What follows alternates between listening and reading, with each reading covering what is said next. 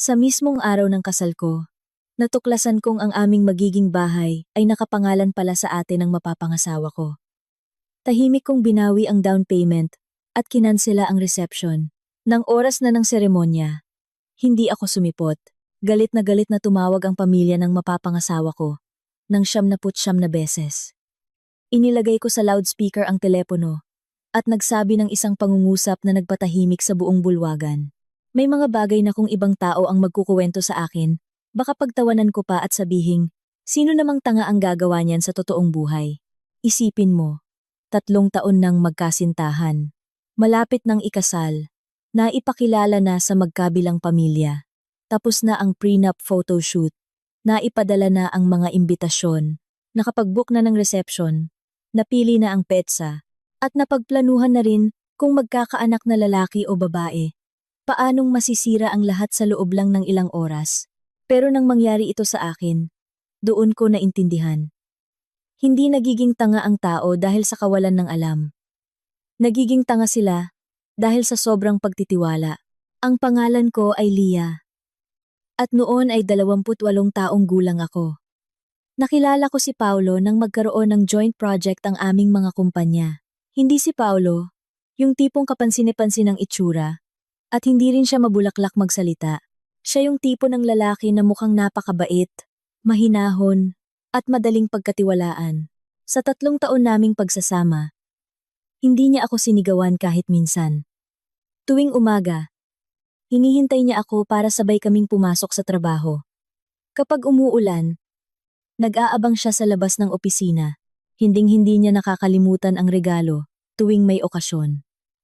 Noong minsan na nilagnat ako, nag-leave siya sa trabaho para lang magbantay sa tabi ko at palitan ang basang bimpo sa noo ko buong gabi.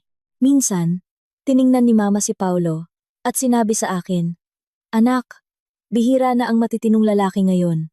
Ayos yan." Kahit si Papa, na sa sobrang sungit ay pinalayas ang 3 kong dating nobyo, dahil lang hindi niya gusto ang itsura nila, ay tahimik lang na tumango. Inakala ko noon na napakaswerte ko sa buhay, hanggang 3 buwan, bago ang kasal namin. Noong araw na iyon, pumirma kami ng kontrata para sa isang condominium unit. Matatagpuan ito sa isang bagong urban development sa silangang bahagi ng Cebu City. May sukat na 80 square meters, 2 kwarto, at ang balcony ay nakaharap sa isang artificial lake. Nagustuhan ko ito agad sa unang tingin pa lang. Ginulo ni Paulo ang buhok ko at ngumiti. Kung saan masaya ang asawa ko, doon tayo. Simula ngayon, ikaw na ang masusunod sa lahat ng bagay sa bahay natin. Ngumiti ako, nang may hiya. Naglabas ako ng 1 milyong piso, 10, mula sa 6 na taon kong ipon, habang si Paulo ay nag-ambag ng 700,000 piso. 10 andandalian. Ang natitira ay uutangin sa bangko. Tandang-tanda ko pa ang araw na iyon. Habang iniaabot ng sales agent ang mga dokumento para pirmahan, biglang nagsalita ang ate ni Paulo. Si Dina. Ipinatong niya ang kamay sa mesa at sinabi sa mahinahong boses, "Itong bahay, sa akin ipapangalan." Akala ko ay nagkamali lang ako ng dinig. Lumingon ako kay Paulo. "Anong sabi mo?" Natural na ngumiti si Paulo. Si Ate Dina lang ang tatayong pangalan. Tatayong pangalan? O, tiningnan ko siya. Para saan? Nag-cross ng braso si Dina at ngumiti. "Hindi mo pa ba naiintindihan? Ganito ang patakaran sa pamilya namin." Natigilan ako. Anong patakaran? Ang mga malalaking ari-arian tulad ng bahay ay kailangang ipangalan sa isang kapamilya para masigurong protektado ito kung sakaling magkaroon ng problema ang mag-asawa sa hinaharap. Tiningnan ko si Dina. Tapos ay lumingon ako kay Paulo. Naghintay ako na sabihin niyang, nagbibiro lang ang ate niya. Pero wala. Hinawakan lang ni Paulo ang kamay ko. "Huwag ka nang mag-isip ng malalim." "Huwag mag-isip?" Siya ang tatayong pangalan lang? Ibabalik din sa atin kapag nabayaran na ang utang. Bakit kailangan pang ibalik? Bahay natin to. Bakit hindi na lang sa atin ipangalan mula sa simula? Nawala ang ngiti ni Paulo. "Leah, huwag ka namang masyadong makwenta." Naaalala ko ang sama ng loob na naramdaman ko noon. Pero niyakap ako ni Paulo. Sabi niya, 3 taon na tayo. Hindi ka pa ba naniniwala sa akin? Isang simpleng tanong, isang pangungusap na nagpatahimik sa akin. Oo nga, 3 taon na. Nagtiwala ako. Nagtiwala ako ng walang karagdagang tanong. Ngayong iniisip ko, kung naging mas matatag lang sana ako noon, kung tumalikod na lang sana ako, marahil ay hindi nangyari ang lahat ng ito sa araw ng kasal ko. Umaga ng kasal ko. Nagising ako ng 4:30 ng madaling araw. Ang hotel kung saan gaganapin ang reception ay nasa sentro ng lungsod. Make-up, pagsusuot ng wedding gown, pagtanggap sa mga bisita, pagkuha ng litrato lahat ay naaayon sa plano.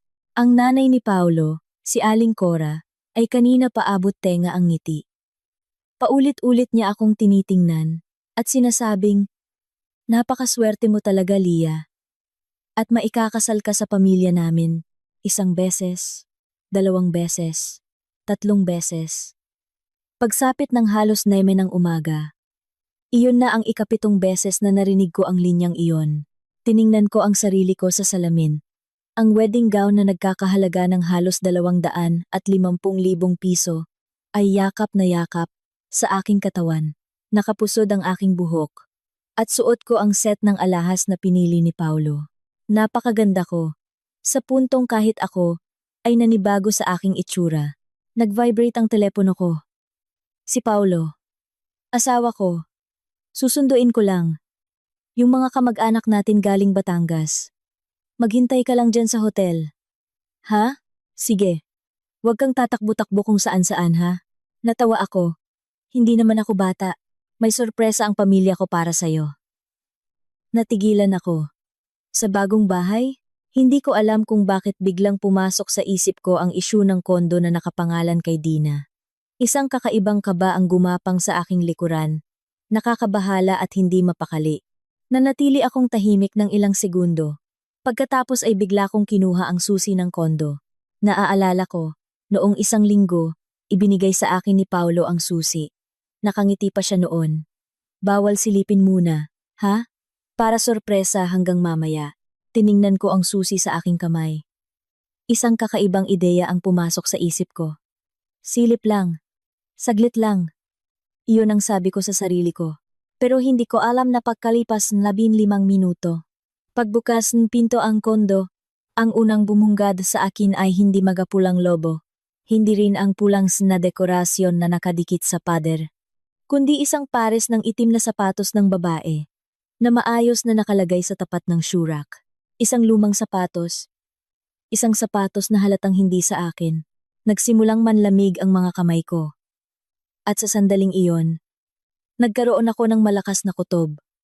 Ang kasal na ito, marahil, ay hindi na matutuloy. Binuksan ko ang pinto at pumasok sa loob. Nakahawak pa rin ang kamay ko sa doorknob. Pero ang buong katawan ko ay parang napako sa kinatatayuan. Sa simula, sinubukan ko pang pakalmahin ang sarili ko. Baka nag-iisip lang ako ng sobra. Baka ang sapatos na iyon ay sa naglinis, sa nag-deliver, o sa kung sinumang tumulong mag-ayos ng bahay. Pero may kakaibang pandama ang mga tao, lalo na ang mga babae. May mga bagay na hindi pa nakikita ng mata, hindi pa naririnig ng tainga, pero alam na ng puso. Humakbang pa akong ilang beses. Maganda ang pagkakaayos ng sala. May pulang sina nakadikit sa pader. Sa coffee table, may isang florera ang masariwang bulaklak. Ang sofa ay nababalutan pa ng plastik, na hindi pa natatanggal lahat. Lahat ay katulad ng pinangarap kong bahay para sa bagong kasal. Ang problema lang, hindi ito mukhang bahay ko. Sa isang estante sa tabi ng TV, may isang maliit na picture frame. Agad ko itong napansin. Litrato ni na Paulo at Dina. Napatigil ako. Sa litrato, masayang-masaya ang ngiti ni Paulo. Habang si Dina ay nakaakbay sa kanyang kapatid, ang ulo ay nakasandal sa balikat ni Paulo. Kung ibang tao ang titingin, sasabihin nilang napakalapit lang talaga ng magkapatid. Pero hindi ko alam kung bakit. Habang tinitingnan ko ang litratong iyon, nanlamig ang buong pagkatao ko. Dahil tandang-tanda ko, hindi ko pa kailanman nakita ang litratong iyon. Dahan-dahan akong pumasok sa master bedroom. Pagbukas ng pinto, nanlambot ang aking mga tuhod. Sa ibabaw ng vanity table, nakahanay ang iba't ibang klase ng makeup. Pabango, lotion, lipstick, suklay, at isang hair curler na nakasaksak pa. Pinagmasdan ko ang mga gamit na iyon. Wala ni isa man dito ang sa akin. Hindi ko ginagamit ang lipstick na iyon. Hindi ko rin ginagamit ang pabangong iyon. Nanatili akong tahimik ng ilang segundo. Pagkatapos ay binuksan ko ang aparador. Sa kaliwa, mga suit ni Paulo. Sa kanan, mga damit pambabae, maraming damit. May pantulog, may mga blouse, at mayroon ding mga pambahay. Nanigas ako. Hinila ko ang isang drawer sa ibaba. Maayos na nakatupi ang ilang set ng underwear. Nakilala ko ang brand, napakagastos. May isang set na nagkakahalaga ng mahigit 3,000 piso, a 3,000. Minsan ko na itong tiningnan online, pero hindi ko binili, dahil nang hinayang ako sa pera. At ngayon, narito ito, sa loob ng bahay na pinag-ipunan ko. Nagsimulang manginig ang mga kamay ko. Umatras ako ng 2 hakbang, at napaupo sa gilid ng kama. Blanko ang isip ko. Gusto kong tawagan si Paulo agad-agad. Gusto ko siyang questionin.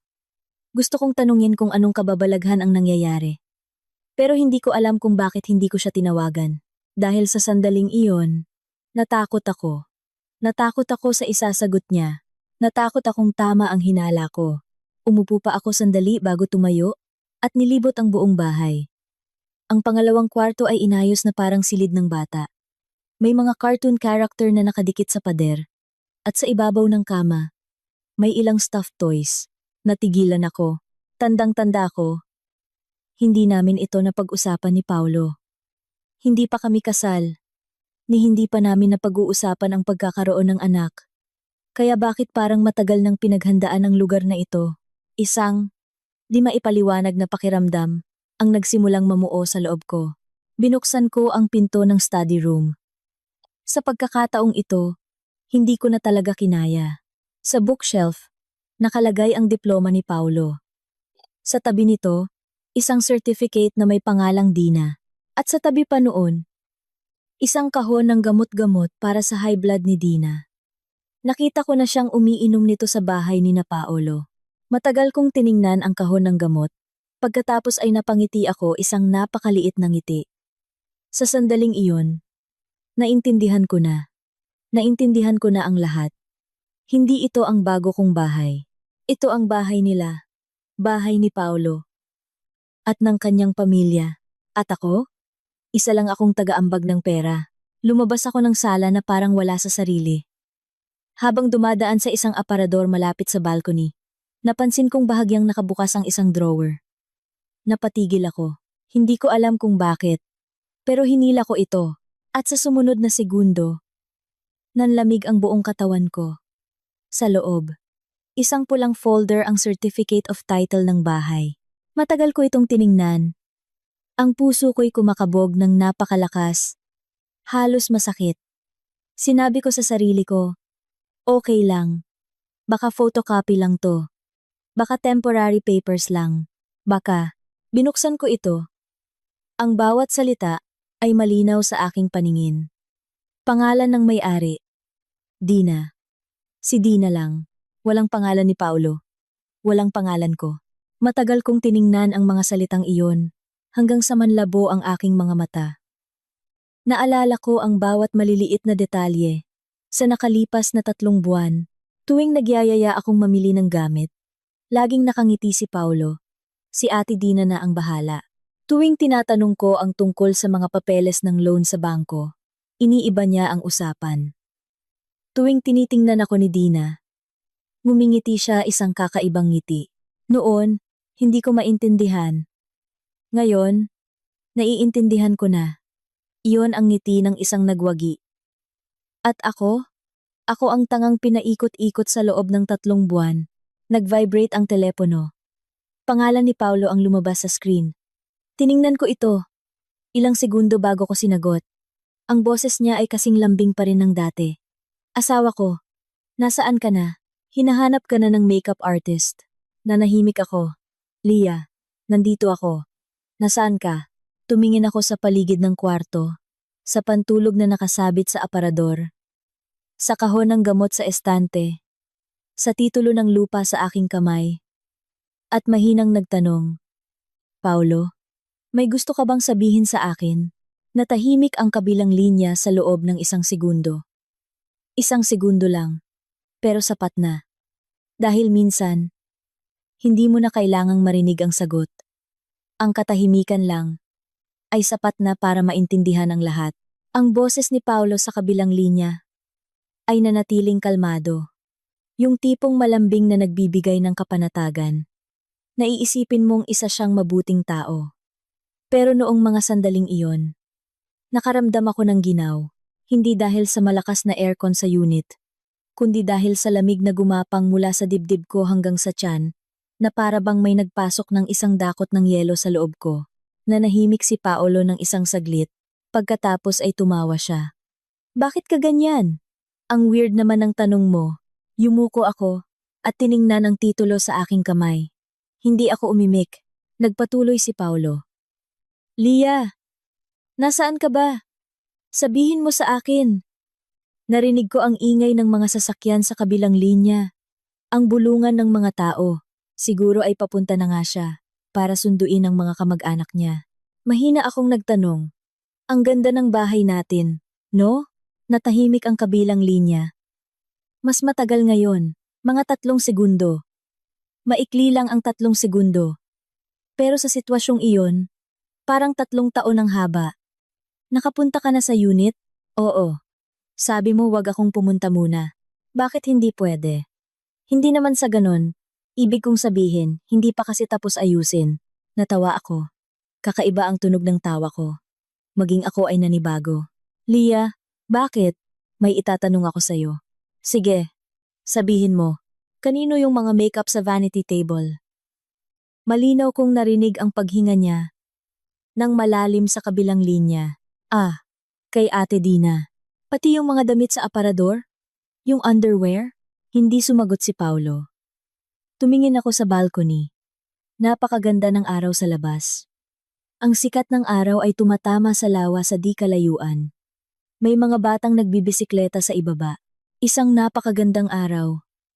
Isang araw na sa loob ng ilang oras ay dapat suot ko na ang wedding gown at maglalakad sa altar. Pero heto ako ngayon. Nakatayo at tinatanong ang lalaking pakakasalan ko kung bakit may underwear ng ibang tao sa loob ng bahay na pinag-ipunan ko.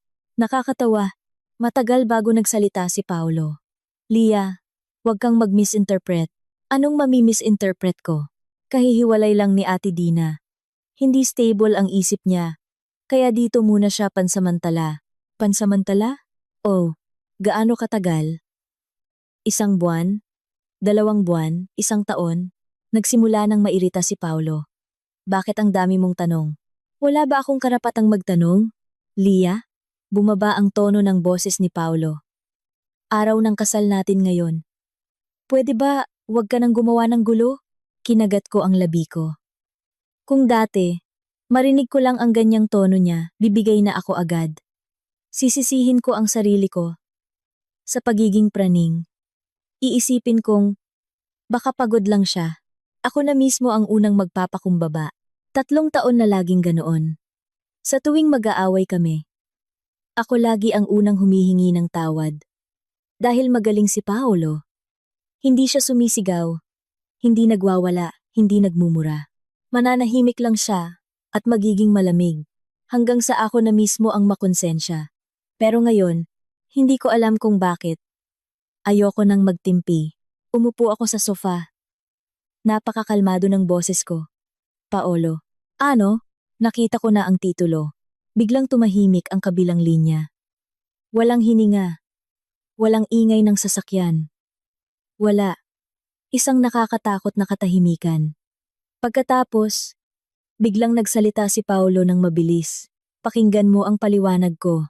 Nakikinig ako. Hindi yan tulad ng iniisip mo. Ano ba ang iniisip ko? Nakatayo lang si Ate Dina bilang pangalan. Nakatayo bilang pangalan?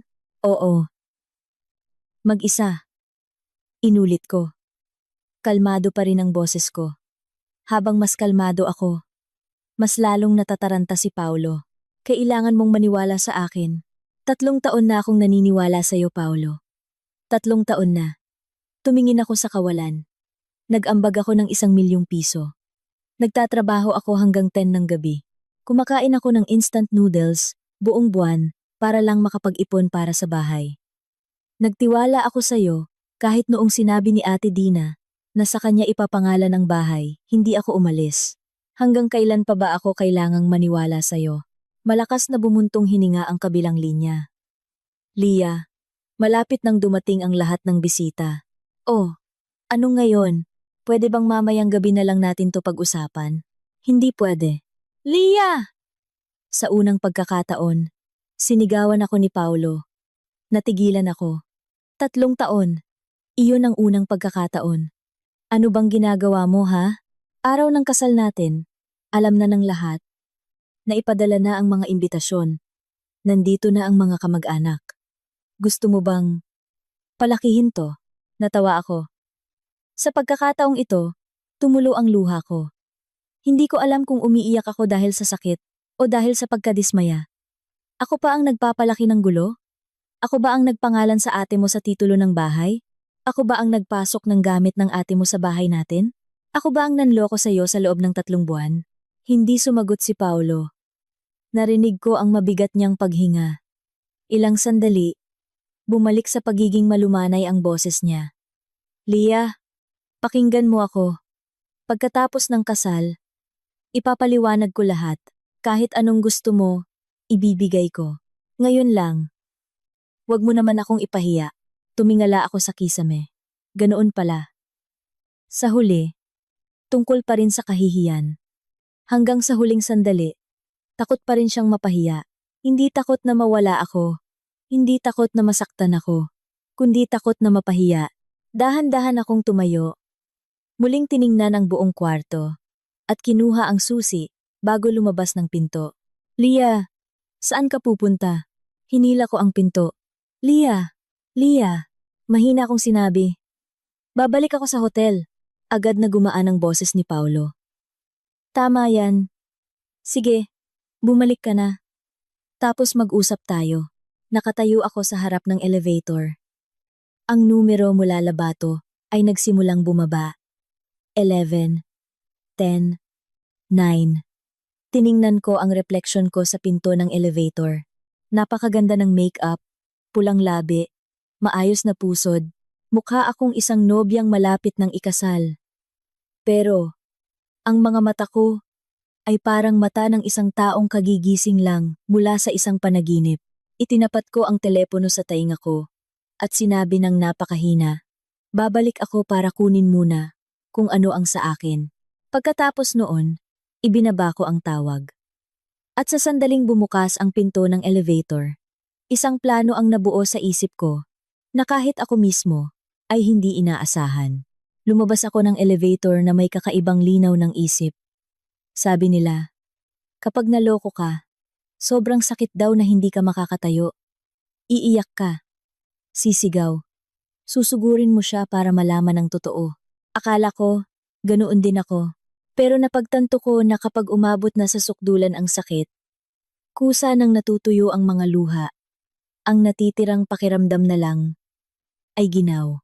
Isang lamig na gumapang sa buong katawan ko na nagbigay linaw sa aking isipan. Habang naglalakad, binuksan ko ang telepono. 10 missed calls mula kay Paulo.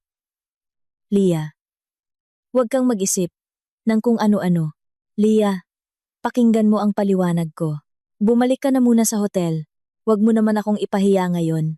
Ang huling mensahe ay ipinadala ilang segundo lang ang nakalipas. Lia, be good.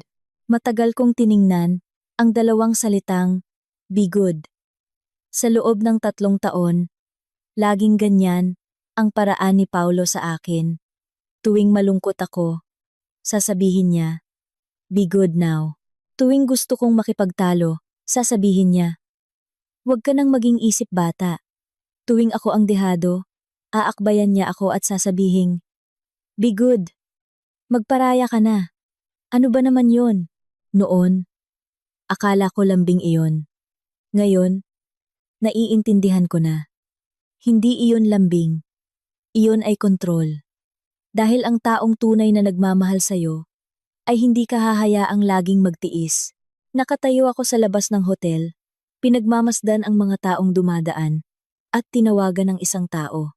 Kakasagot pa lang ng kabilang linya. Sumigaw na agad siya. Ano ba naman yan, bride? Anong kailangan mo sa akin sa ganitong oras? Hindi ba't naghahanda ka na para sa kasal? Si Bea, ang best friend ko mula pa noong college. Huminga ako ng malalim. Nasaan ka? Nanahimik si Bea ng ilang segundo. Lia, umiiyak ka ba? Hindi. Sabihin mo ang totoo. Tumingala ako sa langit. Pumunta ka sa hotel ng kasal ko. Anong nangyari? Kailangan ko ng tulong mo. 20 minuto ang lumipas. Dumating si Bea sa harap ng hotel. Pagkakita sa akin, tumakbo agad siya. Diyos ko, bakit ang putla mo? Sabi niya habang hawak ang kamay ko. Anong nangyari? Hindi ako sumagot agad. Ibinigay ko lang ang telepono ko sa kanya, binuksan ang litrato ng titulo ng lupa, ang mga gamit ni Dina, at ang kwarto ng bata. Pinanood ko ang pagbabago ng ekspresyon sa mukha ni Bea mula sa pagtataka, pagkalito, hanggang sa galit. Ano to? Ang bagong bahay. Anong bagong bahay? Bahay ko. Natawa ako. Ay, hindi pala. Bahay ng ate ni Paulo. Tiningnan ako ni Bea ng ilang segundo, pagkatapos ay nagmura ng malakas. Gago, napatingin sa kanya ang ilang dumadaan. Pero wala siyang pakialam. Sabi ko na nga ba, alam mo, alam ang ano? Hindi ko talaga gusto yang lalaking yan. Tiningnan ko siya. Bakit hindi mo sinabi noon? Sinabi ko. Di ba? Masyado ka lang kasing in love, kaya hindi ka nakinig. Hinila niya ako para umupo sa isang bench. Lia, naaalala mo ba? Noong birthday mo last year, pinaghugas ka ng pinggan ni Dina mag-isa sa kusina. Natigilan ako. Naalala ko. Birthday ko nga pala noon. Pero dahil maraming bisita, sinabi ni Aling Cora, Lia, tulungan mo muna si tita sandali. Halos 2 oras akong naghugas ng pinggan. Pag-akyat ko para kumain ng cake, halos ubos na ang kandila. Ang sabi lang ni Paulo noon, pamilya na rin naman tayo. Ano pa bang ikinukuwenta mo? Nagpatuloy si Bea. Tapos, noong na-ospital ang mama mo at kailangan mo ng pera. Sabi ni Paulo. Gipit siya. Pero 1 linggo lang. Binilhan niya ng bagong cellphone si Dina. Tumingala ako sa kanya. Nagsimulang kumuyom ang aking mga kamao. Naaalala ko. Naaalala ko lahat. Ang kaso, noon, lagi akong gumagawa ng dahilan para sa kanya. Dahil mahal ko siya. Kakaiba talaga kapag in love. Nakikita mo lahat ng mali. Pero niloloko mo ang sarili mong okay lang yan. Tiningnan ako ni Bea. Lia. Nanahimik ako. Tamang-tama, nag-vibrate ang telepono ko. Ang nanay ni Paulo. Tiningnan ko ang screen. Aling Cora calling.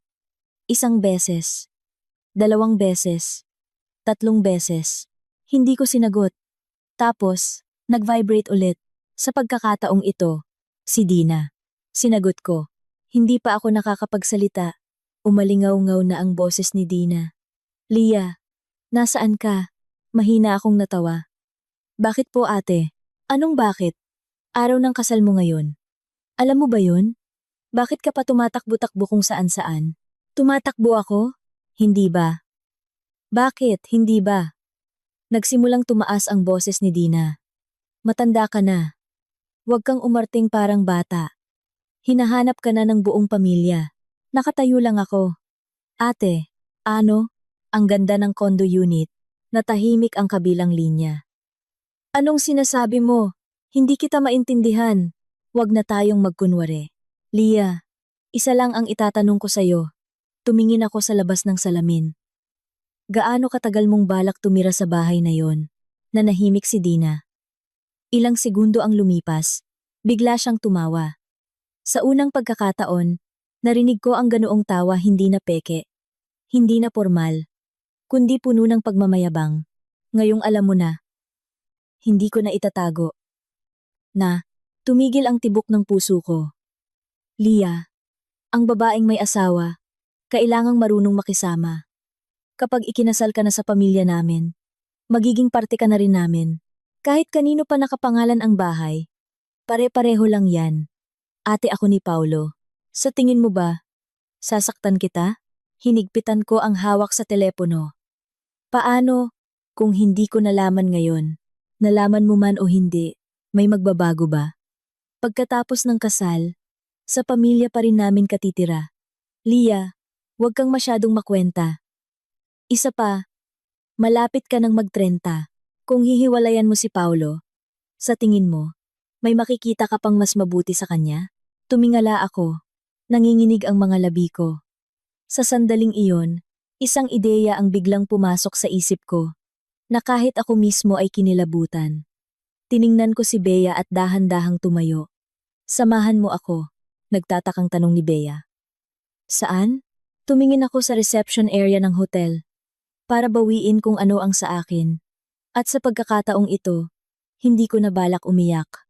Tumingin ako sa reception area ng hotel. Si Bea sa tabi ko ay nakatingin sa akin na parang sa isang estranghero. Siguro, hindi rin niya inaasahan na ang isang kaibigang tulad ko, na malumanay, ay magkakaroon ng ganoong tingin. Dahil kahit ako, noong mga sandaling iyon, naramdaman kong nag-iba ako.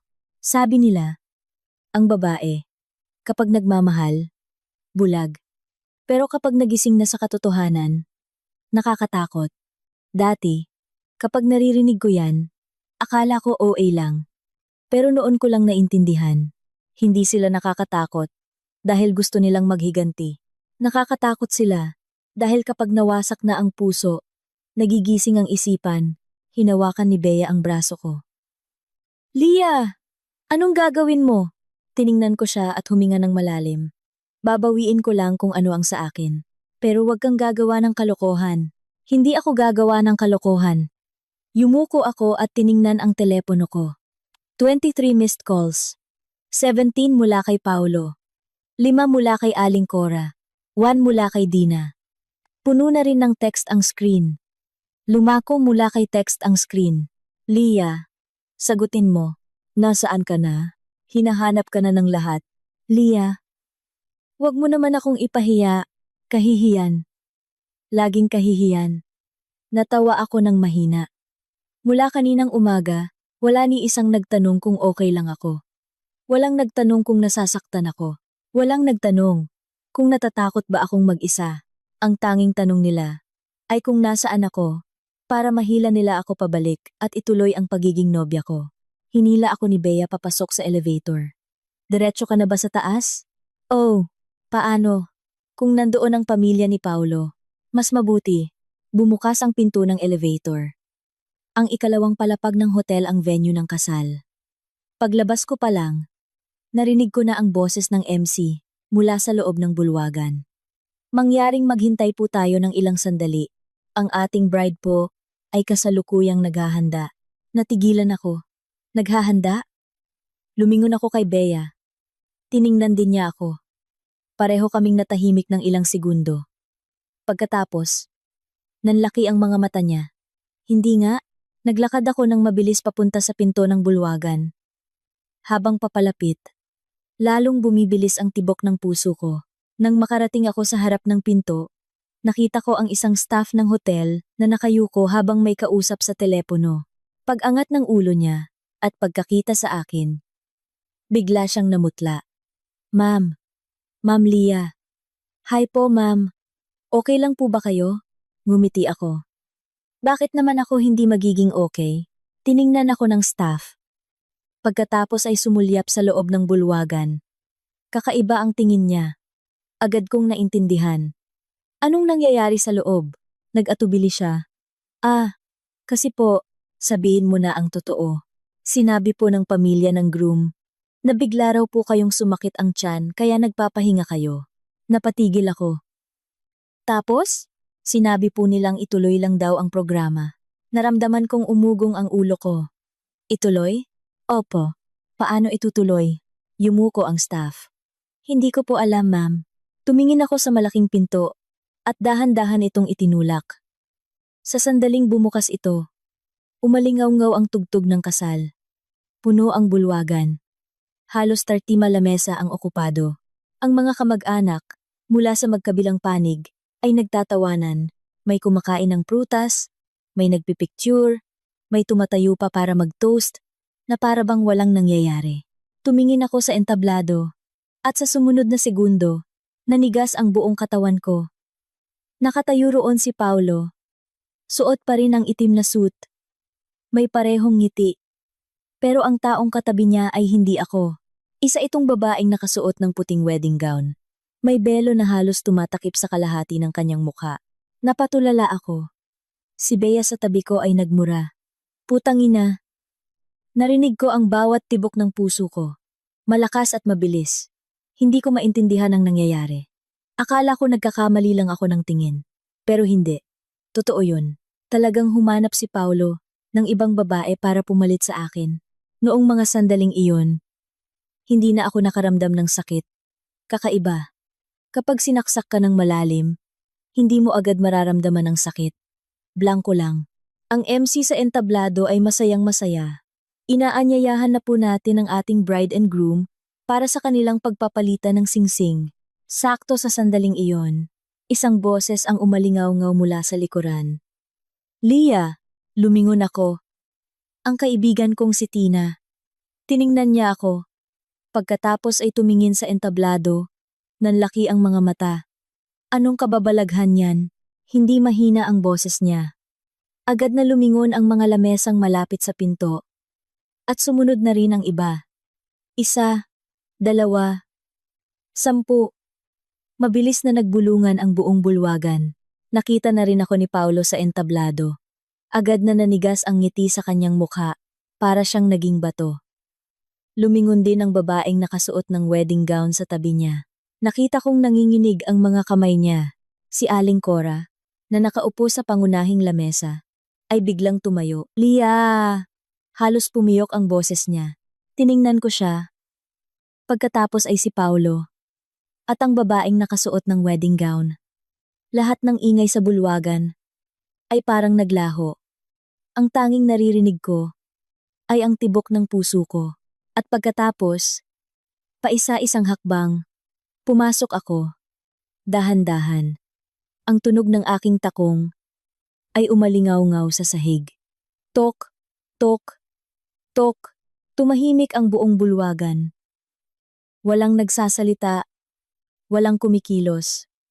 Lahat ng mata ay nakatingin sa akin. Namutla si Paulo. Leah, hindi ako sumagot. Nagpatuloy ako sa pag-akyat sa entablado, hanggang sa makatayo ako sa harap ni Paulo. Lumunok siya. Pakinggan mo ang paliwanag ko. Tiningnan ko ang babaeng nakasuot ng wedding gown sa tabi niya, at dahan-dahang itinaas ang belo. At sa sandaling makita ko ng malinaw ang mukha sa ilalim nito. Ako at ang buong bulwagan ay natigilan. Itinaas ko ang belo. Ang buong bulwagan ay sobrang tahimik na maririnig mo ang paghinga ng bawat isa. Kakaiba ang pakiramdam noon. Para bang biglang tumigil ang oras. Tinitigan ko ang mukha sa harap ko ng ilang segundo, at ako mismo ay natigilan. Hindi si Dina. Hindi rin kakilala ni Paulo. Isang napakabatang babae. Marahil mga 22 taong gulang lang. Ang mukha niya ay putlang-putla. Ang mga mata ay namumula, na parang kanina pa umiiyak. Hindi natakpan ng makeup ang takot sa kanyang mukha. Tiningnan ko siya, tiningnan niya ako. Pagkatapos ay bigla siyang yumuko. Ate, ate, huwag po kayong magkakamali. Nanginginig ang boses niya. Halos maiyak na, kumunot ang noo ko. Agad na humarang si Paulo sa pagitan namin. Leah! Pakinggan mo ang paliwanag ko. Paliwanag? Tiningnan ko siya. Ipapaliwanag mo na humanap ka ng ibang babae para pumalit sa akin bilang nobya? Nagsimulang magbulungan ang mga lamesa sa ibaba. Pinalitan talaga? Diyos ko, anong problema ng pamilyang to? Namutla si Aling Cora. at dali-daling umakyat sa entablado. Lia, anak, kumalma ka muna. Lumingon ako sa kanya. Tita, pinapakalma niyo ako? Hindi to tulad ng iniisip mo. Ano? Nataranta si Aling Cora. Kasi, biglang tumayo si Dina mula sa ibaba. Nakasuot siya ng isang kapansine-pansing pulang bestida, may hawak na handbag, at mabilis na umakyat sa entablado. Sige na, ako na ang magsasabi. Hinila ni Dina ang babae sa likod niya, at hinarap ako. Lia, sumusobra ka na, natawa ako. Ako? Ang sumusobra? Oo. Umalis ka sa gitna ng kasal. Hinanap ka ng buong pamilya namin. Hindi naman pwedeng paghintayin ang mga bisita ng matagal. Kaya humanap kami ng kapalit. Itinaas ni Dina ang kanyang baba para lang matapos ang seremonya. Para lang sa palabas, tiningnan ko siya ng ilang segundo. Ang kasal ko, naging palabas na pala simula pa lang, nag-cruise ng braso si Dina. Kinuyom ko ang aking mga kamao. Na naman yung linyang yon. Isip bata. Sa loob ng 3 taon. Sa tuwing hindi ako sang-ayon, sinasabihan nila akong isip bata. Gusto kong malaman ng tungkol sa titulo ng bahay. Isip bata ako. Ayokong magparaya.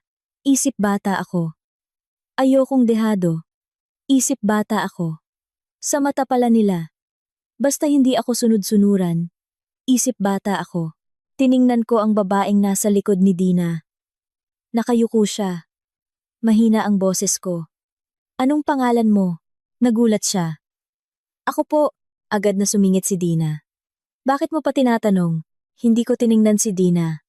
Hindi ikaw ang tinatanong ko. Tumingala ang babae. Nanginginig ang labi. Pangalan ko po ay Nietzsche. Kakilala mo si Paulo? Agad siyang umiling. Hindi po. Hindi po kami magkakilala. Natigilan ako. Hindi magkakilala? Kinagat ni Nietzsche ang labi. Nagsimulang tumulo ang luha. Nagtatrabaho po ako sa makeup salon sa baba. Tinawag po ako ng ate niya at sinabing kailangan ko lang daw tumayo dito ng ilang minuto. Bibigyan daw po niya ako ng 10,000 piso. 10,000. Natulala ako. 10,000 piso? Para sa 10,000 piso. Isang estranghero ang inupahan para pumalit sa pwesto ko bilang nobya sa sarili kong kasal. Lumingon ako kay Paolo. Putlang-putla siya. Paolo, hindi ka ba nandidiri? Wala. Wala akong ibang paraan. Walang ibang paraan? Natawa ako. Ang dali namang sabihin yan. Lia, wala pang 2 oras kang nawala. Hindi mo ako hinanap. Hindi mo tinanong kung buhay pa ba ako o patay na. Ang una mong ginawa ay humanap ng ibang papalit sa pwesto ko. Napakakalmado ng boses ko. Kalmado na kahit ako ay nanibago. Tiningnan ako ni Paolo. Nagsimulang magpanik ang mga mata niya. Hindi ganun. Ano? Natakot akong mapahiya sina mama at papa. Tumango ako. Na naman. Kahihiyan. Tumingin ako sa ibaba ng bulwagan. Maraming mga mata ang nakatingin sa amin, may awa, may kuryosidad, may pangmamaliit, pero wala na akong naramdamang sama ng loob. Bumalik ako ng tingin kay Paulo. Alam mo ba? Dati, akala ko ang pinaka nakakatakot na tao ay yung nanloloko. Pero hindi pala. Ang pinaka nakakatakot ay yung nanloloko na. Pero iniisip pa rin na tama siya. Tinitigan ako ni Paulo. Kumikibot ang mga labi pero walang masabi. Sakto sa sandaling iyon, nag-vibrate ang telepono ko. Isang text message mula sa bangko. Yumuko ako para tingnan. At biglang tumigil ang tibok ng puso ko. Ang balanse sa joint account namin ni Paulo ay kalilipat lang. 1,000,000 piso. 1,000. Naglaho. Mabilis akong tumingala. Dahan-dahang tumingin sa direksyon ni Dina. At sa sandaling iyon, nakita kong bahagyang ngumisi ang gilid ng kanyang labi. Isang napakaliit na ngiti. Pero sapat na para maintindihan ko ang lahat. Tinitigan ko ang screen ng telepono. Pakiramdam ko'y naubos lahat ng dugo sa aking katawan sa isang iglap. Ang text message mula sa bangko ay malinaw na malinaw sa aking paningin. Bawat numero ay parang tumutusok sa aking mga mata. ang halagang 1,000,000 piso. Binasa ko ng paulit-ulit. Emiwan labong-labong. Tama, Emiwan labong-labong. Iyon ang perang pinag-ipunan ko sa loob ng 6 na taon.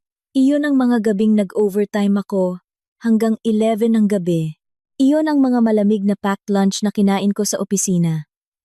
Iyon ang mga pagkakataong nakakita ako ng magandang sapatos pero hindi ko binili. Iyon ang pera para sa kasal.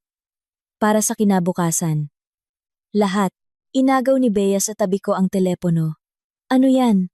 Hindi ako umimik. Tiningnan niya ang screen ng ilang segundo at nagmura ng malakas. Putang ina! Ang mga nagbubulungang bisita ay muling napatingin sa amin. Pero noong mga sandaling iyon, wala na akong marinig. Umugong ang tainga ko. Nakatingin lang ako kay Dina. Nakatayo siya roon. Magka-cruise ang mga braso. Bahagyang nakaangat ang sulok ng bibig. Isang maliit na ngiti.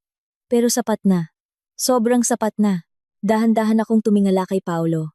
Ang joint account. Nagulat si Paolo. Ha? Nasaan ang pera sa joint account? Agad na nanigas ang mukha ni Paolo. Lia, tinatanong kita kung nasaan ang pera. Hindi malakas ang boses ko. Pero sa sobrang tahimik ng bulwagan, lahat ay nakarinig. Lumunok si Paolo. Ako, sasabihin ko sana sa'yo. Kailan mo sasabihin? Pagkatapos ng kasal? Pagkatapos kong pirmahan lahat ng papeles? O pagkatapos kong lumipat sa kondo na nakapangalan sa ate mo? Namutla si Paolo. Agad na sumingit si Dina. Lumingon ako sa kanya. Nasaan ang pera? Paano ko malalaman? Hindi mo alam? Talaga? Tiningnan ko ulit ang telepono.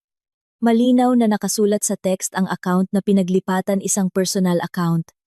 Ang pangalan ng may-ari ng account. 3 salita. Dina. Natawa ako. Hindi na dahil sa sakit, kundi dahil sa sobrang katawa-tawa ng sitwasyon. Hindi mo alam? Itinutok ko ang telepono sa harap niya.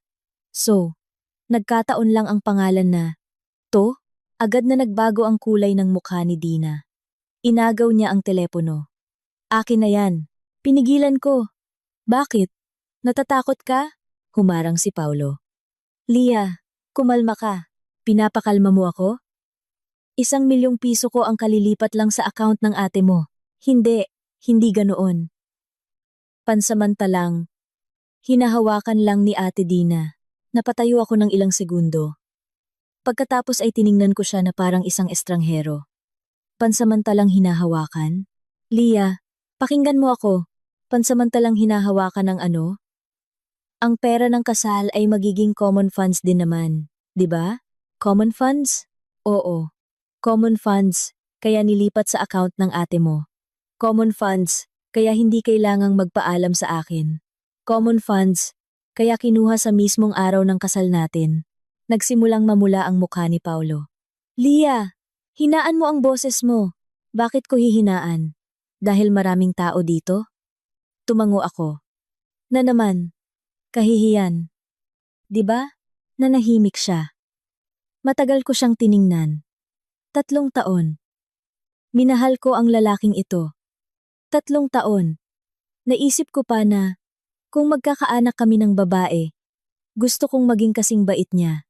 Naisip ko na kapag tumanda na ang mga magulang ko, si Paolo ang magiging sandalan. Inakala ko, napakaswerte ko. Ngayon, habang tinitingnan ko, ang tanging nakikita ko ay kung gaano ako katanga. Hindi tanga dahil nagmahal ako ng maling tao, kundi tanga dahil paulit-ulit kong niloko ang sarili ko. Nagsimulang umugong ang bulungan sa ibaba. Diyos ko, nilipat talaga ang pera? Grabe naman. Pera ng tao yon. Planado pala lahat ng pamilyang to. Nataranta si Aling Cora. Mga kababayan, huwag kayong maniwala sa kanya. Pagkatapos ay hinawakan niya ang kamay ko. Lia, anak, magsasabi ako ng totoo. Pamilya naman tayo rito. Huwag ka nang makipagkwentahan. Tiningnan ko ang kamay niyang nakahawak sa akin. Bigla kong naalala ang nakaraan. Noong unang beses akong kumain sa bahay nila, pinagsilbihan niya ako ng pagkain at ngumiti. Mula ngayon, Ituturing na kitang parang tunay na anak. Nooy na antig pa ako. Ngayon, natatawa na lang ako. Tunay na anak? May nanay bang ginagawang ATM ang anak? Dahan-dahan kong inalis ang kamay ko. Tita, kung si Ate Dina ang nawalan ng 1 milyon ngayon, kung si Ate Dina ang nakatayo rito, at pinagtatawanan, kung si Ate Dina ang niloko para sa isang kasal, ganito pa rin ba kadali sa inyo ang humingi ng tawad? Natigilan si Aling Cora. Agad na sumigaw si Dina. Lia, wag kang sumobra. Sumobra? Hindi ba't 1 milyon lang naman yan? Natigilan ako. Pati ang buong bulwagan ay natahimik. 1 milyon lang naman yan? Tiningnan ko siya. Pakisabi ulit, itinaas ni Dina ang baba niya. Bakit? Kahit sabihin ko pa, kapag ikinasal ka na sa pamilyang to, magiging common funds na rin yan. Anong pinapalaki mo? Dagdag pa niya. Isa pa, nagtatrabaho si Paulo sa gobyerno. Hindi siya mauubusan ng pagkakataong kumita ulit. Namutla si Paulo. Ate, pero huli na. Narinig na ng buong bulwagan. Tiningnan ko si Paulo. Sa pagkakataong ito, malinaw kong nakita ang takot sa kanyang mga mata. Hindi dahil sa akin, kundi dahil sa sinabi ni Dina. Dahil sakto sa sandaling iyon, sa isang lamesa malapit sa entablado, isang lalaking nasa katanghalian, ang edad ang biglang tumayo, nakaputing polo shirt siya, at may salamin. Nakilala ko siya ang department head ni Paulo. Matagal niyang tiningnan si Paulo. Pagkatapos ay dahan-dahang nagtanong, Paulo, anong ibig mong sabihin sa pagkakataong kumita? Agad na nawalan ng kulay ang mukha ni Paulo. Tiningnan ng department head si Paulo. Hindi matalim ang tingin niya, pero sapat na para makaramdam ng bigat at pressure ang kaharap. Naaalala kong ang pangalan niya ay Mr. Reyes. Ilang beses ko na siyang nakita sa mga company event ni na Paulo. Mahinahon siyang magsalita, yung tipong matagal ng leader na hindi na kailangang sumigaw para katakutan. Noong mga sandaling iyon, sobrang tahimik ng buong bulwagan. Nakatayo si Paulo sa entablado. Bahagyang nanginginig ang labi. Sir, Reyes. Hindi sumagot agad si Mr. Reyes. Tinitigan niya lang si Paulo ng ilang segundo at inulit ang tanong. Ano? Yung pagkakataong kumita, lumunok si Paulo. Hindi po ganon ang ibig kong sabihin, sir. Agad na humarang si Dina. Nagkakamali po kayo ng intindi. Ang ibig ko pong sabihin, bata pa si Paulo. Marami pa siyang magagawang paraan para kumita. Lumingon sa kanya si Mr. Reyes. Sino ka? Ate po niya ako. Tumango siya. Siya ang tinatanong ko. Natigilan si Dina. Nagsimulang pagpawisan si Paulo. Nakatayo lang ako roon. Pinapanood ang lahat. Hindi ko alam kung bakit, pero nakaramdam ako ng pagod. Wala nang galit. Wala nang ganang makipagtalo. Pagod na lang. Dahil doon ko lang napagtanto ang isang nakakatawang katotohanan. Mula simula hanggang dulo, hindi ako naging mahalaga sa pamilyang ito. Isa lang akong bagay na tao. Bagay sa trabaho. Bagay sa estado. Bagay para pakasalan. Bagay para pagkunan ng pera. At ako, inakala kong minahal ako. Ang tanga. Muling nagsalita si Mr. Reyes. Paolo, po? Tatanungin kita sa huling pagkakataon. Bakit ang pera ng ibang tao ay nasa account ng ate mo? Namutla si Paulo. Sir, totoo po. Ayokong makarinig ng paligoy-ligoy. Nagsimulang magtinginan ang mga katrabaho niya sa ibaba. May yumuko para bumulong. May kumuha ng telepono. Nakita kong kumuyom ang kamao ni Paulo. Bigla siyang tumingin sa akin. Lia, alam kong mali ako. Tiningnan ko siya. Pero kailangan mong intindihin ako. Natawa ako ng mahina. Intindihin ang ano? Ang pamilya ko. Mula pa noon, ganito na. Lahat ng malalaking desisyon, si Ate Dina ang nasusunod. Maging si Mama. Sa kanya nakikinig. Ayaw kitang saktan, pero hindi ko rin kayang suwayin ang pamilya ko. Matagal ko siyang tiningnan. 3 taong pagsasama. Akala ko, kilala ko na siya. Hindi pala. Isang lalaking halos 30 anyos na, malapit ng ikasal, magtatayo ng sariling pamilya, pero kaya pa ring sabihing hindi kayang suwayin ang pamilya bilang dahilan sa panloloko. Mahina akong nagtanong, Paolo, paano kung hindi ko nalaman ngayon? Natigilan siya. Paano kung hindi ko nalaman? At pagkatapos ng kasal ay lumipat ako sa kondo na. Yun, nagpatuloy sa pagbabayad ng utang, nagpatuloy sa paglalagay ng sahod sa joint account natin. Tapos, tiningnan ako ni Paolo. Namumula ang mga mata. Pero hindi siya sumagot. Dahil pareho naming alam ang sagot. Pagkatapos noon, ako ang magiging tagabayad ng utang para sa bahay na nakapangalan kay Dina. Magpapatuloy akong magparaya, maging masunurin, maging mabait, hanggang sa araw na wala na akong halaga. Si Bea, na nakatayo sa tabi ko, ay biglang humakbang. Tumingin siya ng diretso kay Paolo. May itatanong ako sa'yo. Tumingala si Paolo. Minahal mo ba si Lia? Tumahimik ang buong bulwagan. Tiningnan ko rin siya. Hindi ko alam kung bakit. Pero gusto ko ring malaman. Matagal akong tiningnan ni Paolo. Sa sobrang tagal, ay inakala kong hindi na siya sasagot. Pagkatapos, yumuko siya. Oo, natawa ako. Biglang tumulo ang luha ko. Hindi dahil naantig ako, kundi dahil sa lungkot. Dahil pwedeng mahalin ng isang tao ang isa pa, pero totoo ring makasarili siya. Totoo ring makwenta. Totoo ring manloloko. Ang pagmamahal at pananakit, minsan, ay hindi magkasalungat. Sakto sa sandaling iyon, tumunog ang telepono ni Paolo. Tiningnan niya ang screen, at namutla. Aksidente kong nakita ang dalawang salitang nakasulat. Papa. Agad sinagot ni Paolo. Pa, hindi ko alam kung ano ang sinabi sa kabilang linya, pero ang mukha ni Paolo ay nagbago mula puti patungong berde. Ano? Bakit? Imposible. Kumunot ang noo ko. Lumapit din si Dina. Anong nangyari? Dahan-dahang ibinaba ni Paolo ang telepono, nanginginig ang labi.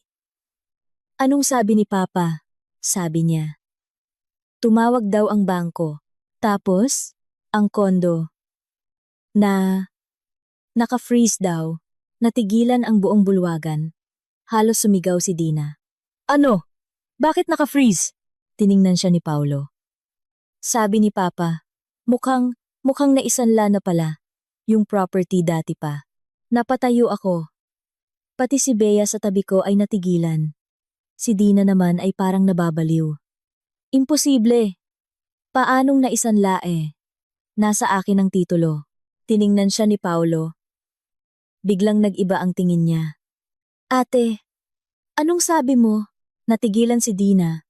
Walang bahid ng dugo ang mukha. At ako, sa unang pagkakataon mula kanina, naramdaman kong nanlamig ang buong pagkatao ko dahil bigla kong napagtanto. May mas malaki pa palang problema kaysa sa panloloko sa akin. At mukhang kahit si Paolo, hindi ito alam. Nakatayo ako sa entablado. Pinagmamasdan ang putlang-putlang mukha ni Dina. At isang kakaibang pakiramdam ang namuo sa akin. Mula nang pumasok ako sa bulwagan, ito ang unang pagkakataon na nakita ko siyang totoong nagpanik. Dati, kahit nabisto ko na ang tungkol sa kondo, sa pera, o sa pag-upa ng peking nobya, kalmado pa rin siya. Mayabang pa rin na para bang lahat ay nasa kontrol niya. Pero iba ngayon. Ibang-iba. Nanlaki ang mga mata ni Dina. Nagsimulang manginig ang mga labi. Imposible. Hindi pwede. Nagkamali lang si Papa. Tiningnan ni Paolo ang ate niya. Ate, anong sabi mong nasa'yo ang titulo? Kailan mo pa hawak? Agad na lumingon si Dina. Wala. Nagkamali ka lang ng dinig. Huwag kang magtanong ng kung ano-ano. Napatigil si Paolo. Malinaw kong nakita ang pagbabago sa kanyang mga mata. Sa 3 taon naming pagsasama, alam kong mahina si Paolo. Laging nagpaparaya sa pamilya. Laging nakikinig sa ate niya. Pero hindi ibig sabihin noon, tanga siya. May mga bagay na hindi mo iisipin sa ordinaryong araw. Pero kapag unti-unting lumalabas ang katotohanan, kusa mong pagdudugtong-dugtungin. At kapag napagdugtong-dugtong mo na, nakakatakot. Tinitigan ni Paolo si Dina. Kailan mo pa hawak ang titulo? Sagutin mo ako. Kailan pa? Nagkandaw-tal-utal si Dina. Si Mama ang nagsabing itago ko raw. Agad na lumingon si Paulo sa ina. Nagulat si Aling Cora. Ako? Wala akong pinapatago. Sabi ng ate mo. Siya na raw ang magtatago. Kaya hinayaan ko. Nakatayo ako sa tabi. Pinapanood ang eksena. At bigla akong natawa. Nakakatawa talaga. Kanina, lahat ng kasalanan ay sa akin. Ako ang makwenta. Ako ang makasarili. Ako ang hindi marunong makisama. Ngayon, nang magkaproblema, nagtuturuan na sila. Walang umaamin. Walang may kasalanan. Ako lang ang tanga. Dahan-dahang tumayo si Mr. Reyes sa ibaba. Paolo. Po? Bumaba ka rito. Hindi malakas ang boses niya. Pero agad na bumaba si Paulo na parang reflex. Tumayo sila ilang metro mula sa entablado. Hindi ko narinig ang pinag-usapan nila. Pero ang mukha ni Paulo ay lalong pumangit, puno ng pawis ang noo. Ilang sandali. Tumingala siya at tumingin sa akin. Kakaiba ang tingin niya. Para bang ngayon niya lang ako totoong nakita. Bigla siyang mabilis na umakyat sa entablado. Lia. Tiningnan ko siya ng ilang segundo at ibinigay ang telepono. Tiningnan ni Paulo ang screen. Lalong namutla ang account na yan. Account ni Ate Dina. Mahina akong sinabi. Agad siyang tumingala sa ate niya. Si Dina ay nagulat. Ano? Ang pera sa joint account. Ikaw ang nag-transfer? Sabihin mo ang totoo. Ikaw. 'Di ba? Hindi. Sino pa ang nakakaalam ng password? Kinagat ni Dina ang labi. Hindi sumagot. Tinitigan siya ni Paulo. Nakita kong nagsimulang manginig ang kamay niya. Bigla siyang natawa. Isang maliit na tawa. Ate, mula simula hanggang dulo. Ginamit mo rin ako. 'Di ba? Natigilan ang buong bulwagan. Nanlaki ang mata ni Dina. Anong sinasabi mo? Ang kondo. Ang pera. Ang titulo. Lahat nakapangalan sa'yo. Sabi mo, hahawakan mo lang. Sabi mo, para sa kapakanan ko. Sabi mo, natatakot kang madehado ako. Pero ang totoo, tiningnan siya ni Paulo. Namumula ang mga mata. Kinukuha mo ang pera ko. Kinukuha mo pati ang pera ni Lia. Tama? Umatras si Dina. Baliw ka na ba? Kapatid mo ako. Bakit ko gagawin yan? Para nakawin ang bahay mo? Ang pera mo? Dali-daling umakyat si Aling Cora. Paolo, ano bang sinasabi mo? Ate mo yan. Kumalma ka. Pero parang wala nang naririnig si Paulo. 3 taon siyang nagtimpi. Nakinig. Yumuko. At may mga taong kapag mas matagal nagtimpi, mas nakakatakot kapag sumabog. Sakto sa sandaling iyon, tumunog ang telepono ni Dina. Malakas ang ringtone sa tahimik na bulwagan. Tiningnan ni Dina ang screen. Walang bahid ng dugo ang mukha. Aksidente kong nakita ang pangalang Kuya Tuazon. Mabilis niyang pinatay ang tawag. Pero huli na, nakita ni Paulo. Sinong Kuya Tuazon? Walang kinalaman sa'yo. Sino? Yung pinagkakautangan mo, di ba? Natigilan si Dina. Humakbang pa si Paulo. Nangutang ka sa 5.6, di ba? Agad na nag-ingay ang bulwagan. Napatigil ako. Parang may pumukpok sa ulo ko. Utang sa 5.6.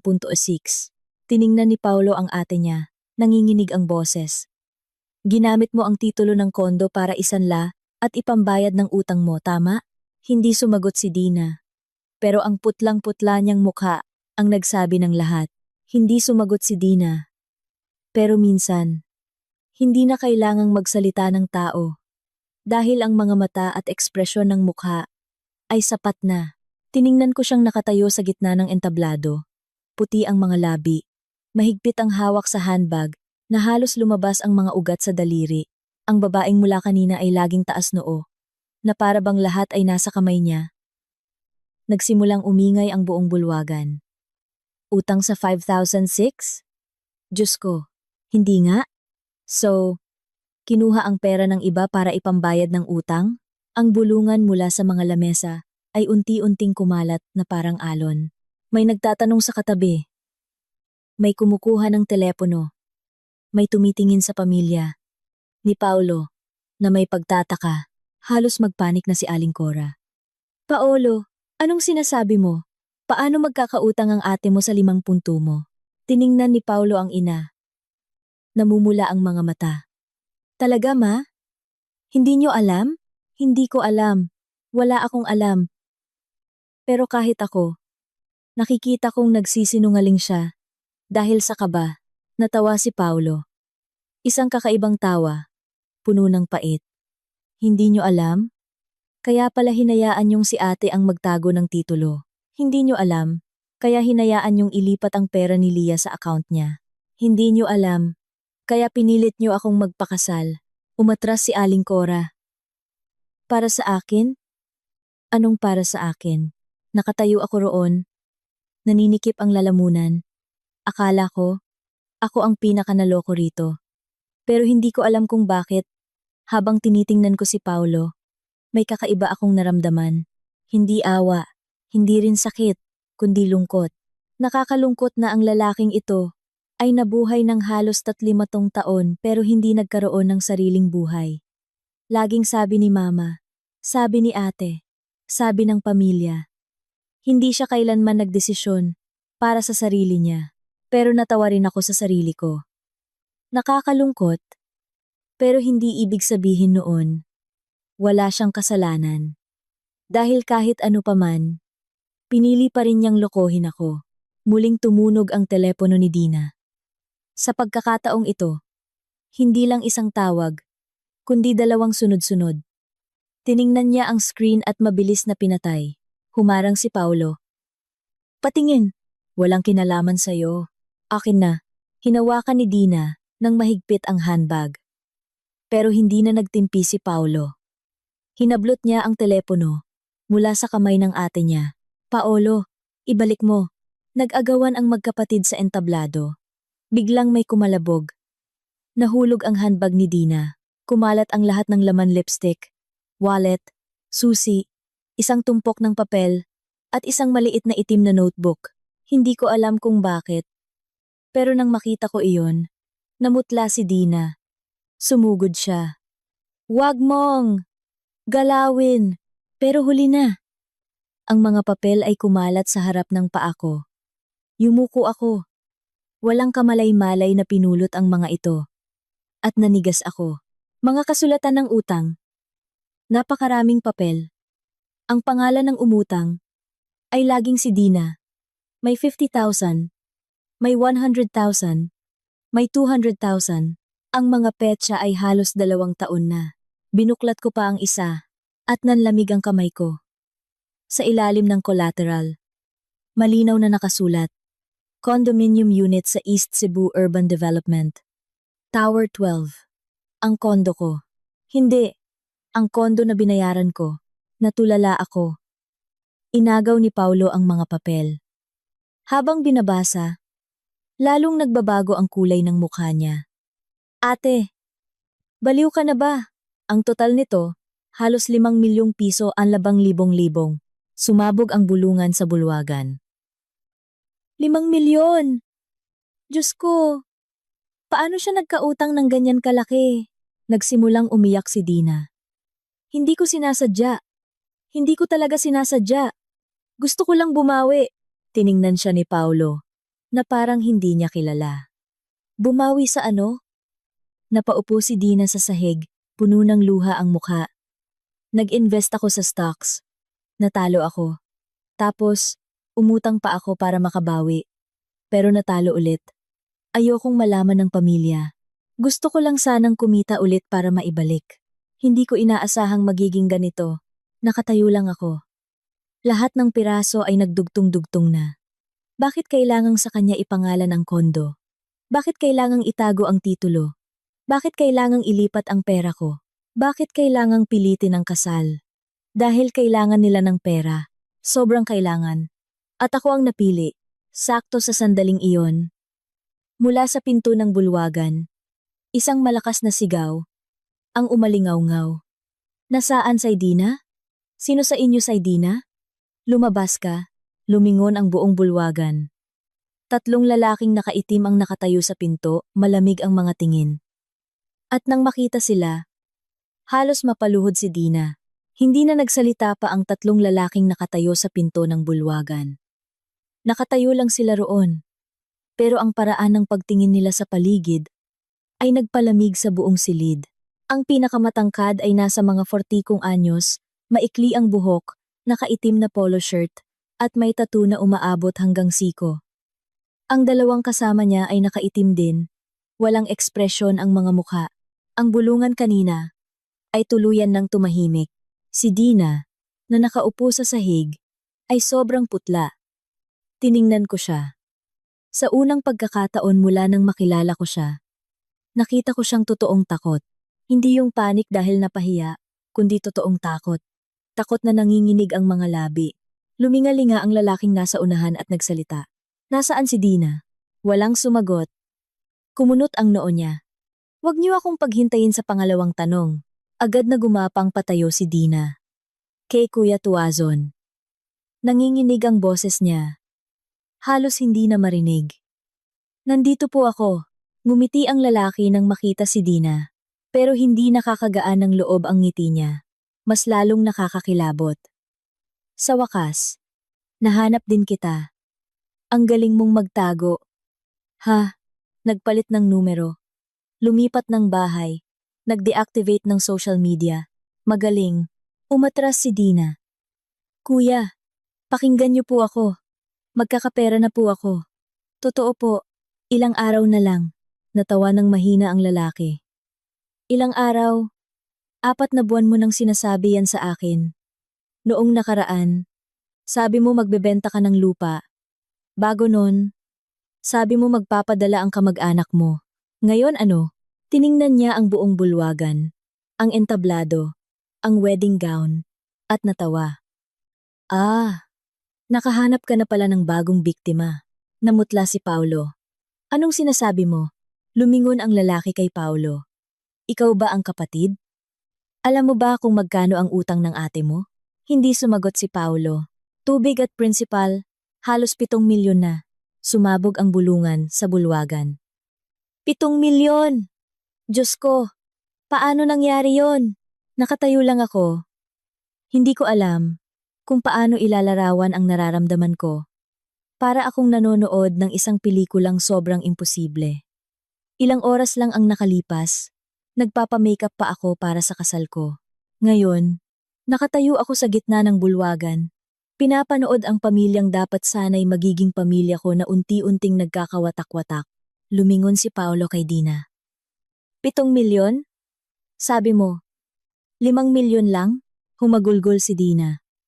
Hindi. Hindi ko na matandaan. Pakinggan mo ako. Gusto ko lang bumawi. Ibabalik ko. Promise. Ibabalik ko. Tinitigan siya ni Paulo. Hindi ko pa nakita ang ganoong tingin sa kanya. Wala nang kahinaan. Wala nang pagpaparaya. Puno na ng pagkadismaya. At mahina siyang nagtanong. Kailan mo kinuha ang titulo ng kondo? Kailan mo kinuha ang pera ni Lia? Sagutin mo ako. Nagulat ang lahat sa sigaw niya. Humikbi si Dina. Kahapon. Natigilan ako. Kahapon. Kahapon. Masaya pa akong tumatawag kay mama para tanungin kung anong cake ang bibilhin. Kahapon. Nakikipagtawanan pa ako kay Paulo sa telepono. Kahapon. Iniisip ko pang ilang oras na lang at isusuot ko na ang wedding gown ko. Pero sa ibang lugar, nililipat na pala ang lahat ng pera ko. Pinaplano ang kinabukasan ko. Inihahanda akong maging tagapasan ng utang. Bigla akong natawa. Tawa na hindi ko na napigilan. Lahat ay napatingin sa akin. Hinawakan ni Bea ang kamay ko. Lia, tiningnan ko si Paulo. Alam mo ba? Tumingala siya. Kanina, naisip ko, baka biktima ka lang din. Naisip ko, kawawa ka. Pero ngayon, napagtanto ko, ang tanga ko talaga. Namula ang mata ni Paulo. Lia, huwag mong banggitin ang pangalan ko. Alam mo man o hindi. Sinadya mo man o hindi, ikaw pa rin ang humila sa akin. Sa butas na to. Yumuko siya, walang masabi. Sakto sa sandaling iyon, nag-vibrate ang telepono ko. Si Papa. Tiningnan ko ang screen ng ilang segundo at sinagot. Pa, isang nag-aalalang boses ang narinig ko. Lia, anak, nasaan ka? Nasa hotel po. Papunta na kami ni mama mo. Nasa lobby na kami. Natigilan ako. Nanlamig ang kamay ko. Dumating na sina Papa at Mama. At wala silang kaalam-alam sa pinagdaanan ng anak nila. Hawak ko ang telepono. Nakatayo ng ilang segundo. Isang lamig at paninikip ang naramdaman ko sa lalamunan. Mula kaninang umaga, niloko ako, pinagtaksilan, ninakawan, ginawang katatawanan sa sarili kong kasal. Akala ko, kalmado na ako. Pero nang marinig ko ang boses ni Papa, lahat ng pinipigilan kong emosyon ay biglang gumuho. Muling nagtanong si Papa. Lia, naririnig mo ba ako? Huminga ako ng malalim. Opo pa. Narinig ko po. Nandito na kayo ni Mama. Bakit parang ang gulo dyan, anak? May mga naririnig kaming nag-uusap sa lobby hindi maganda. Nasaan si Paolo? Kinuyom ko ang telepono. Hindi ko alam kung paano sasagutin. 3 taon na ang nakalipas. Noong dinala ko si Paolo sa bahay, hinila ako ni Papa sa isang sulok at tinanong. Sigurado ka na ba dyan, anak? Mukha namang mabait, pero parang mahina. Natawa pa ako noon. Mabait naman po pa. Yun ang importante. Yung mga lalaking mabait, marunong magmahal ng asawa. Matagal akong tiningnan ni Papa at bumuntong hininga. Basta masaya ka. Yun ang mahalaga. Mula pagkabata, hindi ako pinagbawalan ni Papa sa kahit ano. Anong kurso ang gusto ko? Hinayaan niya ako. Gusto kong magtrabaho sa syudad. Pinayagan niya ako. Gusto kong pakasalan si Paulo. Pumayag din siya. Isa lang ang hiling niya. Anak, kahit anong mangyari, huwag kang magpapaapi. Natawa pa ako noon. Sino namang aapi sa anak niyo pa? Ngayon, habang iniisip ko, nanlabo ang mga mata ko. Dahil hindi lang ako naapi, ako pa mismo ang nagdala sa sarili ko sa kapahamakan. Lia, bakit hindi ka sumasagot? Boses ni Papa ang nagpabalik sa akin sa realidad. Kinagat ko ang labi. Pa, nasa 2nd floor po ako. Akyat na po kayo. Pagkasabi ko noon, narinig ko ang boses ni Mama sa kabilang linya. Natigilan ako. Isang tanong lang. Isang napakasimpleng tanong. Pero mula kaninang umaga, ngayon lang may nagtanong sa akin yan. Hindi tungkol sa kasal, hindi tungkol sa mga bisita, hindi tungkol sa kahihiyan. Tungkol lang sa kung okay ba ako. Lumingon ako sa malayo. At sa wakas, bumuhos ang mga luha ko.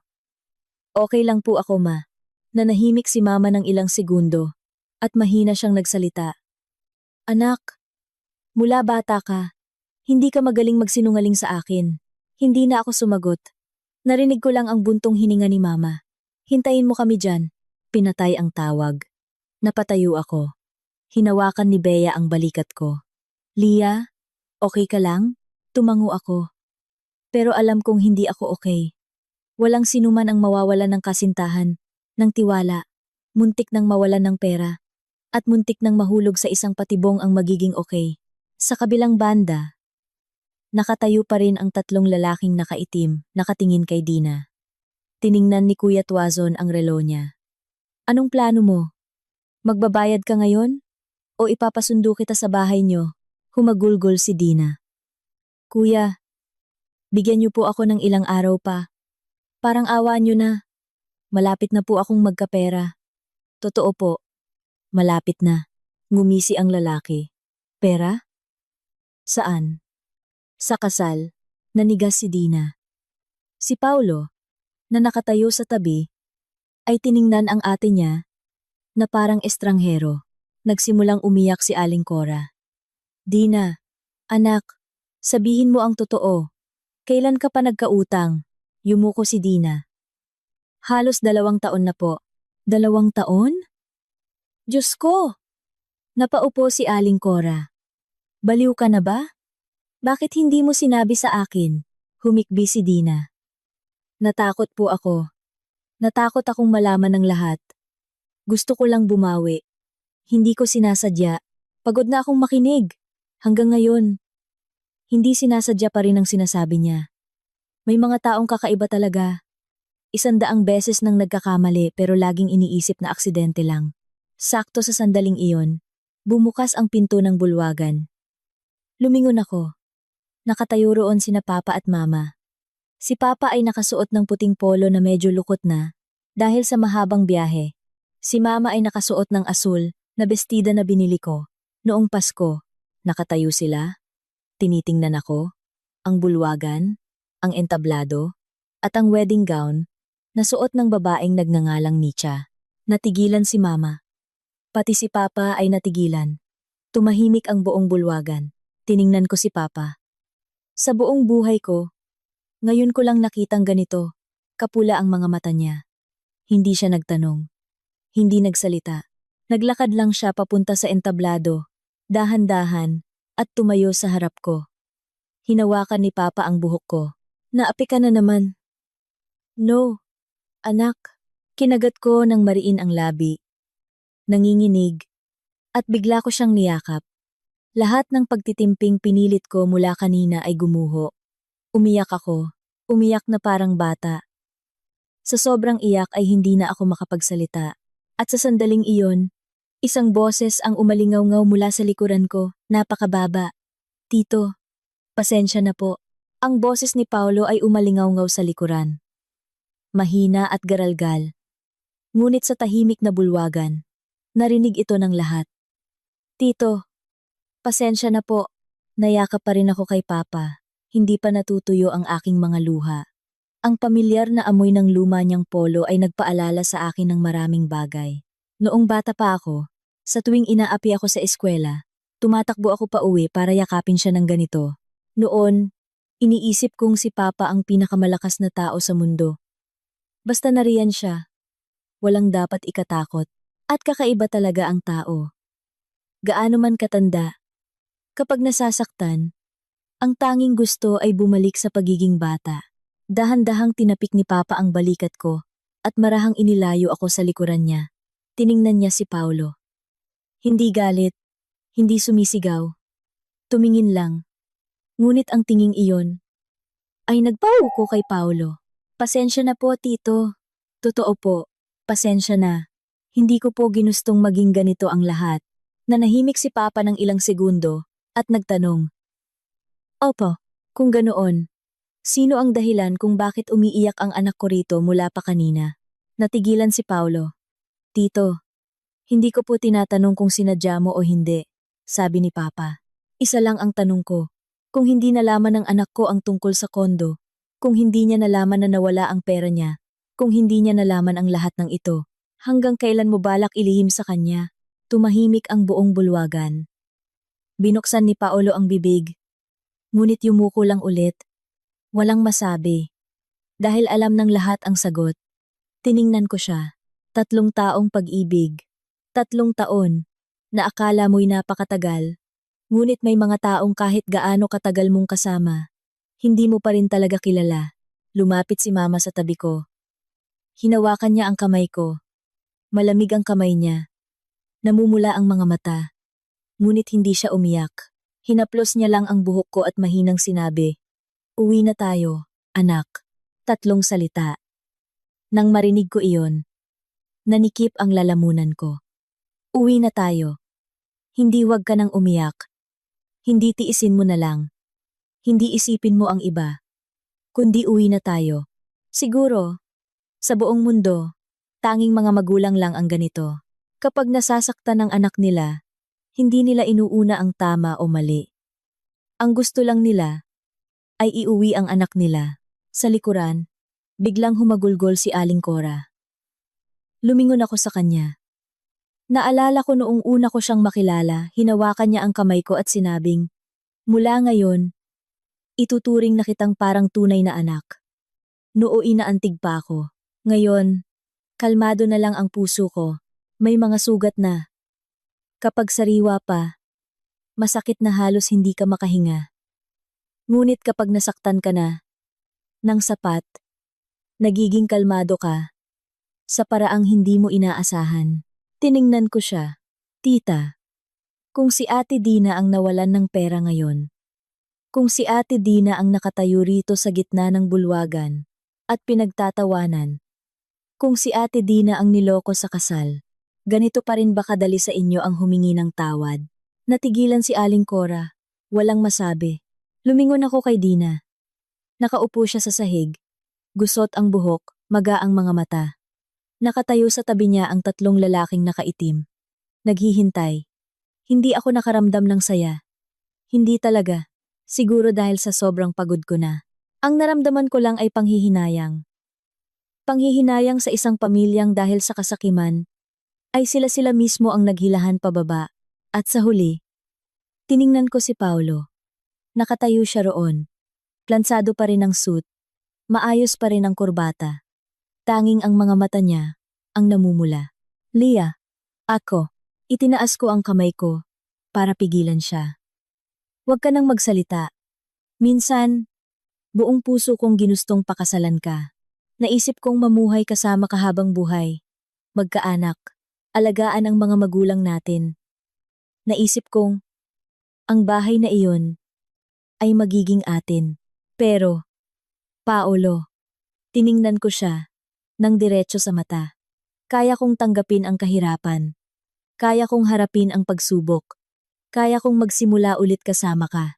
Pero hindi ko kayang mamuhay kasama ang isang taong sa tuwing may problema, ay pinipili ang manahimik, ang manloko, ang hayaan ng iba na magdesisyon para sa buhay niya, at ang piliing isakripisyo ako. Tumulo ang luha ni Paulo. Sa unang pagkakataon mula kaninang umaga, nakita ko siyang umiyak. Ngunit ang puso ko'y wala nang naramdaman. Hinawakan ko ang kamay ni na Papa at Mama, at bumaba ng entablado. Kasama ko si Bea. Habang dumadaan sa pinto ng bulwagan, aksidente kong nakita ang aming prenup picture. Sa litrato, masayang-masaya ang ngiti ko. Masaya rin ang ngiti ni Paulo. Tiningnan ko ito ng ilang segundo.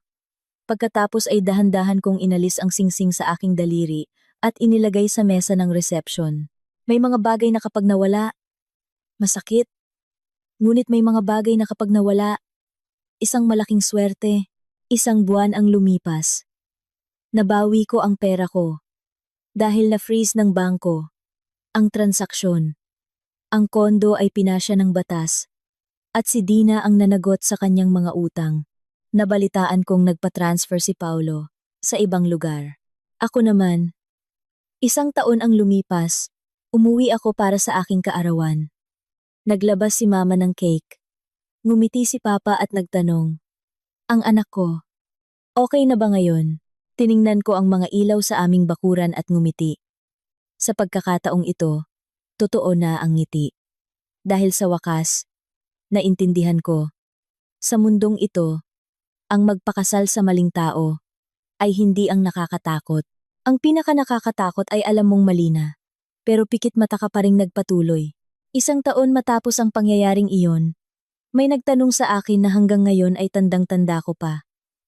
Araw ng Sabado iyon, kasama ko si Mama sa palengke. Habang namimili kami ng gulay, nakasalubong namin ang isang dating kapitbahay. Tiningnan niya ako sandali. Pagkatapos ay hinawakan ang kamay ni Mama at ngumiti. Iba na ang itsura ng anak mo ngayon ha? Mukhang mas tumaba. Pagkatapos ay lumingon siya sa akin. Lia, tanungin kita ha? Nagsisisi ka ba? Hawak ko noon ang isang tali ng pechay. Natigilan ako. Nagsisisi po saan? Sa pagkakansela ng kasal. Sayang din. 3 taon kayo. Kung nagtiis ka lang siguro ng konti, baka maayos na ang buhay mo ngayon. Napatayo ako, pinagmamasdan ang mga taong dumadaan. Naririnig ang ingay ng palengke. At bigla kong naalala ang araw na iyon ang araw. Nasuot ko ang wedding gown. Ang araw na parang gumuho ang mundo ko. Naalala kong umiyak ako ng husto. Ang pakiramdam na nakatayo sa gitna ng maraming tao pero parang nahuhulog sa bangin. Ang sakit na halos hindi ako makahinga. Ngunit kakaiba. Kapag lumipas na ang sapat na panahon, hindi mo na naaalala ang sakit. Ang naaalala mo na lang ay kung paano mo ito nalampasan. Ngumiti ako. Hindi po, tita. Hindi po ako nagsisisi. Tiningnan niya ako. Talaga? Opo, talaga. Pero sigurado, masakit yon. Nanahimik ako ng ilang segundo. Pagkatapos ay tiningnan ko si mama na namimili ng gulay sa di kalayuan. Suot niya ang luma niyang damit. May ilang puting buhok na. Nagrereklamo siya sa tindera. Na, ang tanda naman ng pechay na to. Bigyan mo ako ng mas bata-bata. Natawa ako at bumaling ulit sa kapitbahay. Masakit po, tita. Pero kung pagkatapos ng kasal ko pa nalaman, mas masakit po yun. Kakaiba po kasi ang tao. Kapag nagmamahal, iniisip na sapat na ang pag-ibig.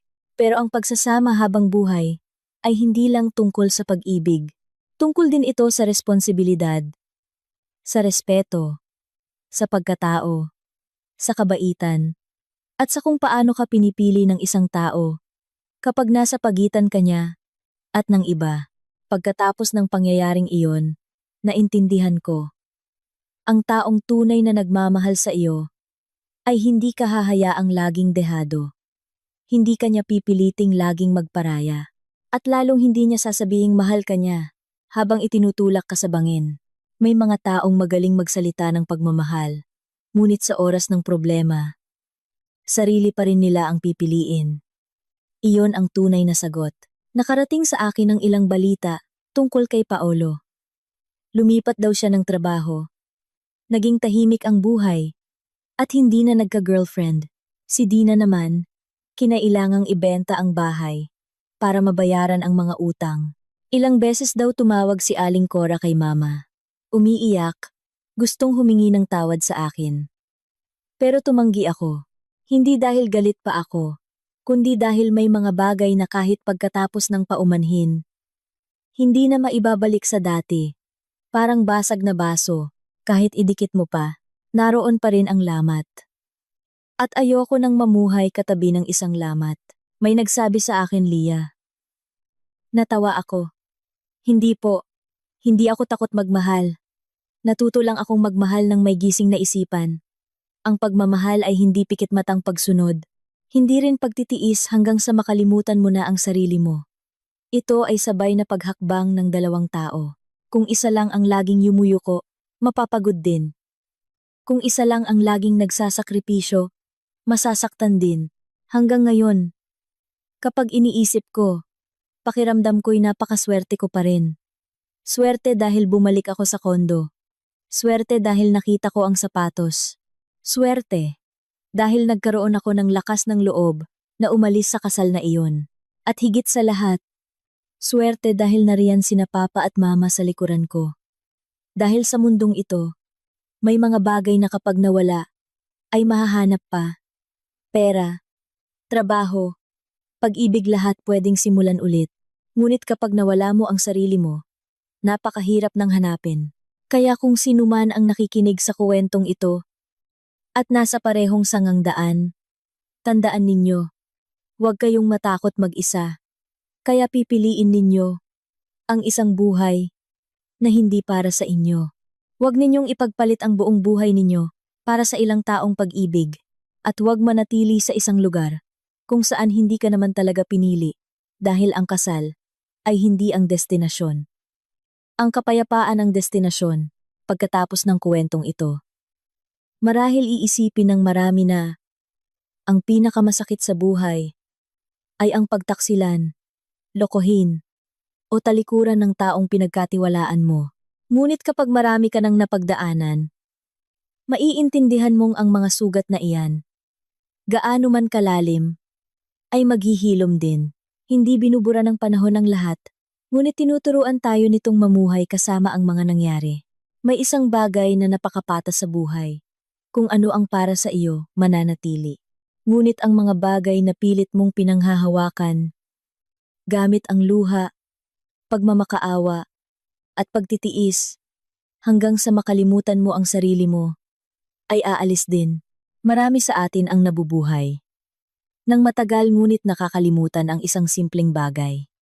Gumugugol tayo ng sobrang oras sa paghahanap ng taong iintindi sa atin.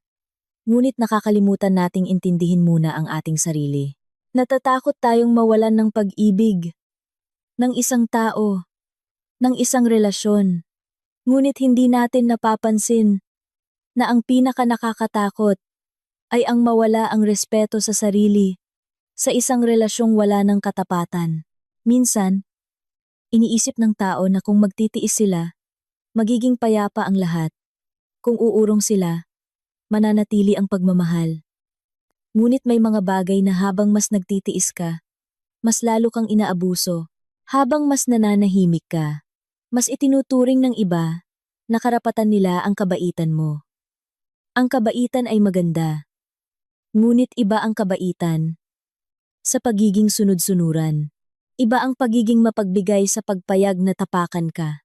May mga taong buong buhay na mabait sa iba. Ngunit sa huli, sila mismo ang dehado sa sarili nilang buhay. At ang buhay ay maikli. Sobrang ikli na ngayon ay kasama mo pa. Bukas ay magkaiba na ang landas. Sobrang ikli na may mga salitang hindi mo nasabi. May mga taong hindi mo nakita. May mga hawak kamay na hindi mo nahigpitan bago kayo nagkahiwalay.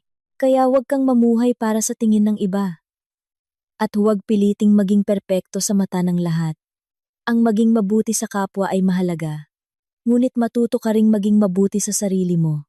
Bawat isa sa atin, iisa lang ang buhay. Huwag mong ipagpalit iyan para sa pagtanggap ng kahit sino. At sa pagsasabi nito, naalala ko sina Papa at Mama.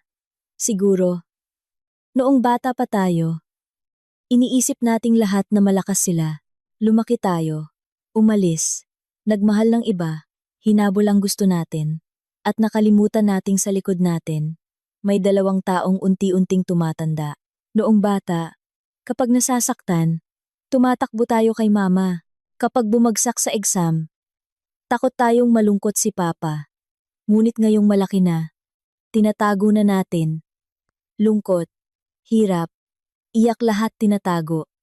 Akala natin, iyon ang pagiging matanda. Ngunit kahit 20, 30, o 50 anyos na tayo, sa mata nila, tayo pa rin ang munting anak nila. May isang katotohanan na marami ang huli ng naiintindihan. Sa mundong ito, ang taong pinakagustong makita kang maging maayos ay hindi ang kasintahan mo, hindi ang kaibigan mo, kundi ang mga magulang mo. Pwedeng umalis ang minamahal, pwedeng magkahiwalay ang magkakaibigan, ngunit iba ang magulang. Maaaring hindi sila magaling magsalita ng matatamis. Maaaring hindi sila marunong magpakita ng pagmamahal. Ngunit kung isang araw ay bumagsak ka, sila ang unang tatakbo palapit sa iyo. Kung isang araw ay mawalan ka ng lahat, ang tahanan nila ang unang magbubukas para sa iyo. Naglalakbay ang tao, kung saan-saan, para humanap ng sandalan. Ngunit nakakalimutan nilang, mula pa nang isilang sila, mayroon na silang lugar na laging pwedeng uwian. Ang tahanan. At ang tahanan, minsan, ay hindi isang malaking mansyon. Minsan, ito ay isang mainit na pagkain. Ang tawag ni Mama para kumain. Ang ubo ni Papa sa labas. Ang ilaw na nakabukas. Habang hinihintay kang umuwi. Kapag dumaan ka na sa kalahati ng iyong buhay, maiintindihan mo, mahalaga ang pera, mahalaga ang tagumpay. Ngunit sa huli, ang nagpapanatili sa mga tao ay hindi pera, kundi ang utang na loob. Ang pagtrato sa isa't isa, ang kabaitang ipinakita natin sa gitna ng paghihirap. Kaya kung mayroon ka pang mga magulang ngayon, tawagan mo sila. Kung mayroon ka pang minamahal na tapat sa iyo, pahalagahan mo sila. Kung mayroon ka pang kalusugan para magtrabaho, mabuhay, at magmahal, iyon ay isang malaking biyaya. Dahil ang buhay ay hindi kailangang maging isang paligsahan. Ang taong mabuti ay maaaring madehado ng sandali, ngunit hindi habang buhay. Kung tapos ang bagatananta, ang taong may puso ay maaaring mas mabagal, ngunit mas magaan ang kalooban. At ang pinakamagandang bagay sa buhay ay hindi kung gaano karaming pera ang hawak mo, kundi sa dulo ng lahat. Kapag lumingon ka, masasabi mong, hindi ka gumawa ng anumang bagay na ikahihiya ng iyong konsensya.